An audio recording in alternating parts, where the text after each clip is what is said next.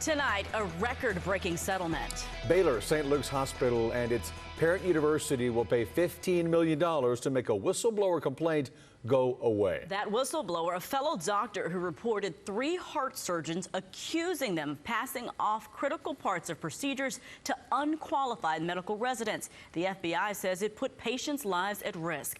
Federal investigators say those doctors signed off on being present for surgeries. But that was impossible, they say, because documents revealed the doctors claimed to be in multiple places at the exact same time. Prosecutors writing, quote, "The teaching physicians churned through as many cardiac surgeries as possible to generate revenue for Baylor. Regulations be damned," end quote. ABC 13's Alex Bozargian explains. The whistleblower in this case was a professor/surgeon that was working in the teaching hospital at the time. According to the settlement agreement, he became aware of doctors that were double booking, sometimes triple booking surgeries that by law they were supposed to be present in from start to finish. Now, because he blew the whistle on all of this, he's getting a little more than $3 million of that total $15 million settlement.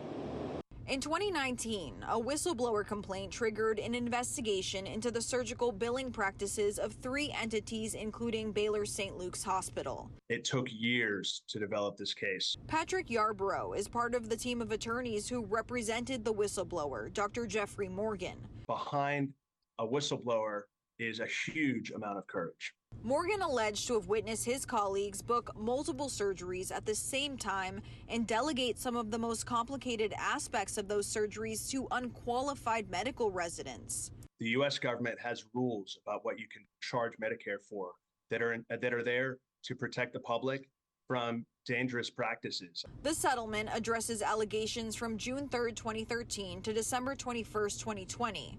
A total of 3 surgeons are named in the civil lawsuit: Dr. Joseph Caselli, Dr. Joseph Lamelis, and Dr. David Ott. They are alleged to have violated Medicare teaching physician and informed consent regulations. For example, the complaint details Dr. Ott's schedule on a day in 2015 where he was slated for surgeries on 2 different patients in 2 different operating rooms during the same time frame. Despite the fact that they overlapped, he attested to being present at both the entire time. Documents also show that Dr. Caselli double-booked surgeries where both patients had to be put on bypass for over 2 hours, and those surgeries then overlapped with a third. According to the lawsuit, Dr. Lamelis was a visiting professor from Miami, and his compensation package was, quote, based on a pay-per-procedure structure, such that the more procedures he billed, the more he got paid.